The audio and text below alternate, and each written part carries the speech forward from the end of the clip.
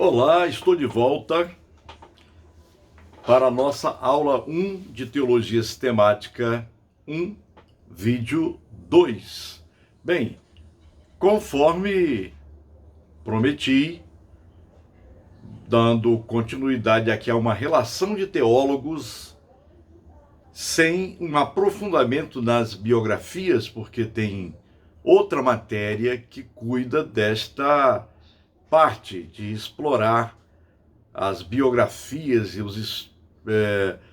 os estudos feitos por esses teólogos. Então vimos aí, deixando a Igreja Antiga, a Idade Média, vem aqui os principais teólogos da Reforma do século XVI, que deixaram um legado rico para a Igreja. A Reforma contou com vários modelos distintos de teologia. A primeira deve aos magisterial reformers, que acreditavam que a Igreja e o Estado poderiam unir forças para fortalecer os cidadãos. O exemplo mais dramático dessa perspectiva é a Genebra de João Calvino, na Suíça. Genebra, no século XVI, não era uma teocracia como alguns pensam, como às vezes é dito em alguns livros, mas era uma cidade com fortes ligações entre os magistrados da cidade e os líderes da igreja. Destaca-se aqui a pessoa de João Calvino. Ele procurou promover a moralidade e até mesmo o cristianismo em Genebra, através do ensino, legislação e envolvimento constante da população. Quero lembrar que Calvino ele não fazia parte de nenhuma denominação a não ser da Igreja Antiga. As denominações vieram depois. Está se falando aqui de um reformador ou de reformadores. Genebra era uma cidade onde prevalecia um certo liberalismo. Existia lá o Partido dos Libertinos, que até enfrentaram Calvino na luta por uma reforma. Portanto, isso aí também você vai aprender na história da igreja, nas matérias de história da igreja. Prosseguindo aqui sobre esses principais teólogos, embora o modelo de Calvino convide numerosas questões, deve-se notar que ele e seus pares genebrinos acreditavam que a pregação do Evangelho, a pregação bíblica, impulsionava todo o envolvimento deles. Foi a palavra de Deus que purificou, e eles acreditavam que foi a palavra de Deus que purificaria a cidade suíça e afrouxaria os laços do pecado, tanto os privados quanto os públicos. O que o púlpito exaltou, era o que o povo deveria praticar. Se Calvino fez conexão mais forte com alguns, no bem-estar de alguns, um forte apelo bíblico, podemos culpá-lo por falta, aliás, não podemos culpá-lo por falta de interesse, de forma nenhuma. Calvino não estava preocupado somente com uma política, mas que Genebra se convertesse, que Genebra pudesse provar de uma vida plena a partir da pregação do Evangelho. Calvino e seus pares estavam longe de serem indiferentes quanto a assuntos públicos e ao bem comum. Eles acreditavam que pastores e igrejas tinham um papel essencial a desempenhar em questões cívicas. Imagine você o pensamento de Calvino. Para ele, tanto a igreja quanto o Estado eram duas grandezas, ou são duas grandezas. Bem, segundo Calvino, com base no apóstolo Paulo em Romanos, ele afirma que assim como Deus concedeu dons naturais à igreja, dons naturais ao Estado, ele concedeu também dons espirituais à igreja.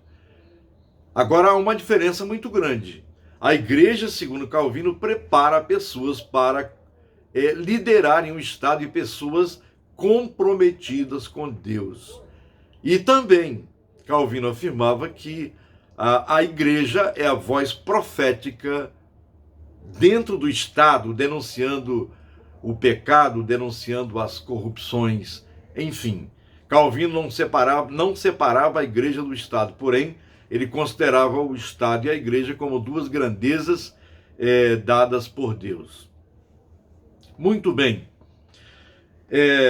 Os pastores teólogos genebrinos não estavam sozinhos nessas convicções. Por exemplo, destaca-se aqui a pessoa do reformador suíço, também antes de Calvino, Ulrico Zwinglio. Ulrico Zwinglio, ele morreu no campo de batalha. Ele era capelão militar, tendo se comprometido a defender sua cidade protestante contra os inimigos da igreja. Na Escócia, John Knox desafiou não apenas uma igreja, mas uma monarquia através de seus sermões vigorosos. A Escritura convocou esses homens dispostos a restringir-se às dimensões de sua igreja, atendendo a esse chamado, a essa vocação.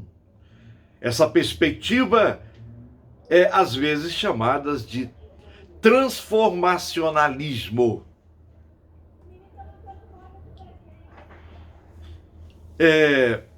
Na Alemanha, destaca-se a pessoa de Martim Lutero, que promoveu o modelo de dois reinos, que endossa o Estado como o governante pela lei e a igreja como autoridade espiritual, pela graça, diferentemente de Calvino. Teólogos, então, agora debatem as diferenças entre os sistemas de Lutero e de Calvino. É claro que sentiu muito mais liberdade do que o alemão para ligar os assuntos da igreja ao Estado. Lutero dizia que o Estado, ele manda na igreja nas questões legais, porém a igreja só tem atividade espiritual, porém é submetida ao Estado, diferentemente de Calvino. Aqui não é aula de história da igreja, é apenas para mostrar como esses homens do passado interagiram e fizeram a teologia uma projeção dentro da própria sociedade, de uma maneira ou de outra, aplicaram a teologia à sociedade, aos anseios da sociedade. Mas o próprio Lutero frequentemente comentava sobre questões políticas, embora ele achasse que a igreja ela estava subordinada ao Estado, a sua teologia era mais política do que ele poderia imaginar. Um fato interessante que Lutero implantou na Alemanha, em termos de educação, tudo isso é a influência da teologia. É que Lutero pediu ao seu amigo teólogo Philipp Melanchthon para desenvolver, para criar um sistema educacional a fim de que todo o povo alemão pudesse evoluir. E esse sistema de educação até hoje sobrevive na Alemanha. Não foi alterado nenhuma vírgula. A Alemanha hoje é um dos países mais ricos da Europa. Caminhando um pouco mais, a reforma na Inglaterra, uma das mais notáveis, e devido à casualidade histórica, imperial, mais influentes formas de protestantismo surgiram na Inglaterra. Muito interessante esse aspecto. Assim, os próprios relatos da reforma inglesa são principalmente motivados pelo o direito adquirido sobre o que deve ser o chamado anglicanismo, a igreja anglicana. Muitos escritores anglicanos do século XIX simpatizavam com o movimento de reavivamento chamado Alta Igreja, com frequência conhecido por tractarianismo, ou chamado movimento de Oxford. Um dos mais notáveis desenvolvimentos da historiografia recente da Reforma Inglesa foi sob o reinado de Henrique VIII. Isto aí, na história da igreja, é interessante observar não só a história da igreja na Alemanha, na França, na Suíça, não é? Lá em Genebra, mas também a reforma da história da igreja na Inglaterra e também nos países da chamado Grã-Bretanha. Destaca-se também aqui o movimento puritano. Na década de 1580, dá-se a erupção do movimento puritano, que passou a ser um movimento de oposição às práticas da igreja anglicana, chamando as pessoas aos princípios aplicados lá em Genebra. Ora, na igreja anglicana daquela época, lá do século XVI, dava-se muito mais ênfase ao fator religioso em si mesmo, a instituição pela instituição, e precisava haver um reavivamento, uma volta aos princípios bíblicos. Portanto, assim os puritanos passaram a fazer parte desse movimento de chamar o povo inglês, e aí até mesmo de outras nações adjacentes a um reavivamento, pois a igreja estava caducando. O cristianismo nas Américas. O cristianismo foi uma exportação europeia para as Américas. Quando falo Américas, aqui tem a América do Norte, a América Central e a América do Sul. Pelas vias, né, essa expansão avançou de tal maneira pelas vias de protestantismo, de colonização e de missão. Anglicanos, luteranos, congregacionais, presbiterianos, batistas, metodistas contribuíram para a evangelização das Américas.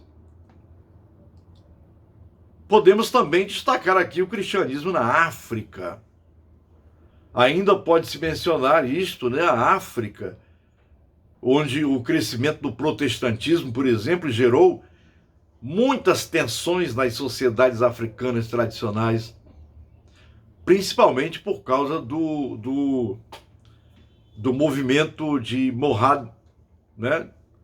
De Maomé, os islâmicos. Hoje a África, uma boa parte, ela é pulverizada pelo islamismo.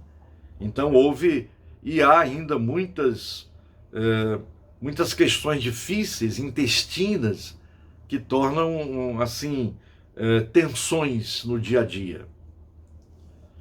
E, por último aqui, o movimento pentecostal. O movimento pentecostal, em suas várias formas, hoje é o maior grupo cristão, destacando aqui a Assembleia de Deus no Brasil, a maior denominação latino-americana, seu espantoso crescimento, vitalidade espiritual e capacidade de se adaptar à sua situação local forçaram o protestantismo a rever seu centro e limites. Muito bem, então destaca-se aqui de forma panorâmica, não falando da história da igreja, mas de uma introdução a respeito de teólogos que pulverizaram várias partes do nosso planeta, levando a palavra de Deus, a teologia a muitos lugares. Na próxima aula, aliás, nesta mesma aula, no próximo vídeo, que é o vídeo de número 3, eu vou falar para vocês, apresentar a todos vocês as obras de teologia sistemática, através das quais nós trabalhamos aqui, preparando as aulas e levando essas aulas até vocês no curso de teologia. Portanto, até o vídeo 3 da aula 1 de Teologia Sistemática 1. Até já, então.